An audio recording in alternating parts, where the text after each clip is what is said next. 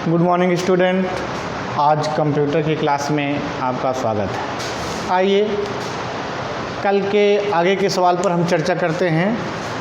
कल आपको हेक्साडेसिमल के बारे में बताया गया था। हेक्साडेसिमल का आधार क्या होता है, हेक्साडेसिमल की में प्रयुक्त संख्याएं कौन कौन सी होती हैं, हेक्साडेसिमल में 10 से लेकर के 15 तक की संख्याओं का कैरेक्टर चिन्ह क्या होता है, इसके बारे में आपको बताया जा चुका था। और आपको ये बताया गया था कि किसी भी दशमलव संख्या को हेक्साडेसिमल संख्या में कैसे परिवर्तित करते हैं। वो यहाँ तक की प्रक्रिया कल पूरी हो चुकी थी। आज की वीडियो में हम आपको बताएंगे हेक्साडेसिमल संख्या को दशमलव में कैसे बदलते हैं। लेकिन इस सवाल को हल करने से पहले हम आपसे कुछ कहना चाहते हैं।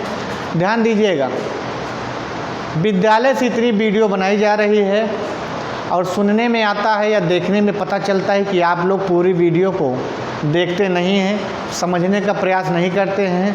यदि आप इस तरह की लापरवाही लगातार करते रहेंगे तो आने वाले समय में पता चलेगा कि अध्यापकों के द्वारा या पर्सनल हमारे विषय में कोर्स पूरा कर दिया गया है और आपका कार्य अपूर्ण है। जब कार्य आपका अपूर्ण रहेगा तब आप परीक्षा की दृष्टि से अपूर्ण पाए जाएंगे। आपका कार्य पूर्ण न होने की स्थिति में आप मेहनत नहीं करेंगे ना तो अंक भी आपके बहुत अच्छे नहीं आ सकते हैं।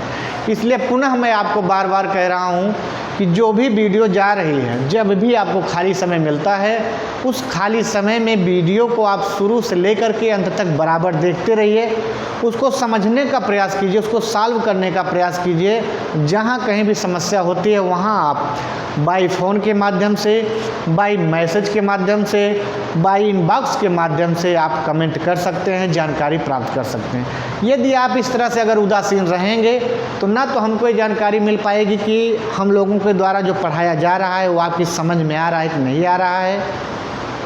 हम लोग बराबर कोर्स को पढ़ाते रहेंगे और आप शांतपूर्वक बैठे रहेंगे। इन सब प्रक्रियाओं से बचने के लिए एक ही तरीका है कि जो भी वीडियो आपको मिल रही है, भेजी जा रही है, उस वीडियो को बराबर आप चैनल, जो विद्यालय का चैनल है SSPIC अमेठी के नाम से, उस चैनल को आप ओपन कीजिए। ओपन करने के पश्चात सभी विषयों के जो वीडियोज़ हैं वो भेजे जा चुके हैं, भेजे जा रहे हैं।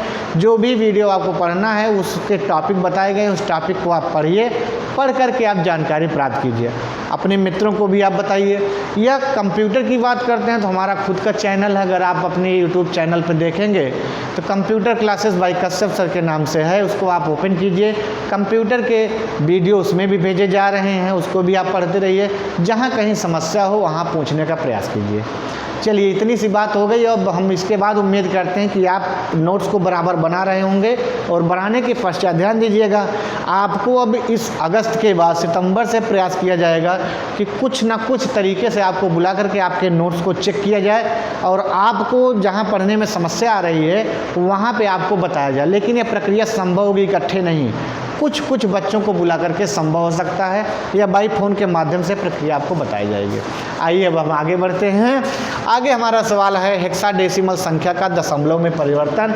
बहुत ही आसान विधि है। इस विधि के बारे में पहले भी चर्चा की जा चुकी है, उसी पे थोड़ा सा आगे हम चर्चा करेंगे। देखिए, आप एक रेक्टेंगल अर्थात आयत बनाएंगे। एकदम आसान विधि हम आपको बता रहे हैं। अगर आपको जोड़ घटा गुणा भाग की प्रक्रिया में, गुणा करने की प्रक्रिया में दिक्कत होती है तो ये विधि उसके लिए रामबाण है। उस आयत के आप 2 भाग कर दीजिए आंख बंद करके। फिर आप पुनः ही उतने भाग कीजिए जितना आपके पास हेक्साडेसिमल है, 1, 2 और 3 आपने कर दिया। करने के पश्चात आप नीचे हेक्साडेसिमल के अंक को लिख देंगे 1 और A। अब हेक्साडेसिमल का जो आधार होता है वो होता है 16। अब आप 16 की पावर 0 से अपने कार्य को प्रारंभ करेंगे। 16 की पावर 0 का मान आता है 1। ये आपका मान लीजिए गणित का प्रश्न है, किसी भी संख्या की घात 0 होने पर उसका मान सदैव 1 आता है। सभी सवालों में आपको बताया जा चुका है। आगे आपका आता है 16 की पावर 1 अर्थात 16 की घात 1, उसका मान आपका आ जाएगा 16। आगे आपका आता है 16 की घात 2 बराबर, कुछ लोग मान लीजिए दिक्कत कर देते हैं कि 16 गुणे 2 कर देते हैं, दैट इज रॉन्ग, ये गलत पद्धति है। आप ये मत समझिए कि 2 का मतलब 2 से गुणा होगा, इसका मतलब हुआ कि 16 की घात 2 का मतलब हुआ कि 16 गुणे 16 आप कर दीजिए।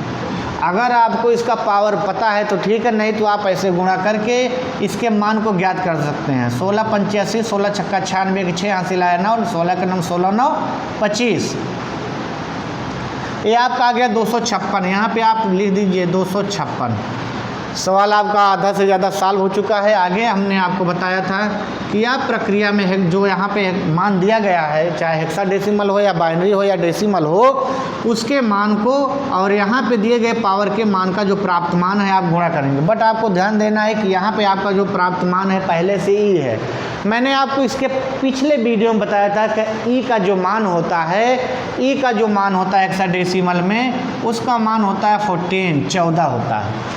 अब आप यहाँ पे e = 14 लिख सकते हैं ऐसे। अब आपको डिजिट प्राप्त हो गए, अब आपको समस्या नहीं होगी। अब यहाँ पे आप 14 गुणे 1 कीजिए अर्थात 14 × 1, इसका मान आया आपका 14। पुनः आप वही प्रक्रिया करेंगे 1 × 16 अर्थात 1 गुणे 16 बराबर आपको मिलेगा 16। पुनः आप यही प्रक्रिया करेंगे 1 गुणे 256 अर्थात 1 × 256, ये आपका आ गया 256। ध्यान दीजिएगा, ये प्रक्रिया जो मैं बता रहा हूँ, लिखने में गलती मत कीजिएगा। अगर आपने लिखने में गलती कर दिया तो सवाल आपका गलत हो सकता है। आप ये अंकों का जो क्रम है आपका सीधा होना चाहिए। 6 के नीचे आप 6 लिखेंगे, 1 के नीचे 5 लिखेंगे, 2 आप इधर बढ़ाएंगे। अब आपका जो मान आया है, इस मान को आप काउंट कर लीजिए, जोड़ लीजिए। जोड़ने के पश्चात 6 6 12, 12 4 16 के 6 हासिल आया 1, 5 1 6, 6 1 7, 7 1 8। उसके बाद 2 के ऊपर कुछ नहीं है, ये आपका आपने 2 लिख दीजिए अर्थात 286 जो आपका मान आया 286 आया। ये मान आपका क्या है, आप क्या करेंगे, यहाँ पे आप ऐसे लिखेंगे 286, ये आपका आया है डेसिमल में अर्थात 286 डेसिमल हो गया। किसी भी हेक्सा का मतलब है कि 1 ये हेक्सा है, इसको जब हम डेसिमल में बदलेंगे तो डेसिमल में बदलने पर इसका मान आपका आएगा 286। ध्यान दीजिएगा, मैंने कोई अलग से एग्जाम्पल नहीं बताया है, कल का ही एग्जाम्पल है। कल मैंने आपको 286 जो आपका डेसिमल था उसको मैंने हेक्सा में जब बदला था तो हमारा जो मान आया था 1 आया था। आज मैं पुनः उसी सवाल को जब सॉल्व किया तो हमारा मान आ गया 286। इसके माध्यम से उत्तर की हम जांच भी कर सकते हैं कि हमारा सवाल सही है, क्योंकि ये मान और ये मान दोनों आपके मैच कर रहे हैं, बराबर हैं, इसलिए हमारे द्वारा प्रयोग किया गया सवाल सही है। ये प्रक्रिया आपको बहुत ही आसान बताई गई है।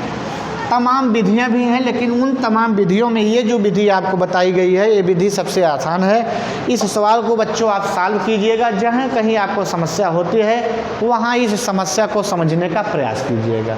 अगर इस समस्या को आप सॉल्व कर ले जाते हैं, इस सवाल को सॉल्व कर ले जाते हैं, तब उसके बाद आप समझिएगा कि पीछे के जो भी सवाल हैं उसको आपने सॉल्व किया है। जो भी नोट्स आपको भेजे जा रहे हैं उन नोट्स को आप बनाते रहिए।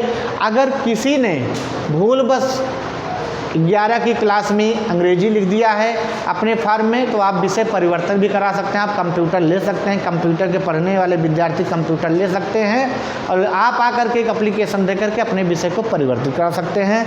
तो बच्चों, आज के वीडियो में आपके लिए सिर्फ इतना ही है। इसके बाद हम मिलते हैं अगले वीडियो में। आज के लिए सिर्फ इतना। धन्यवाद।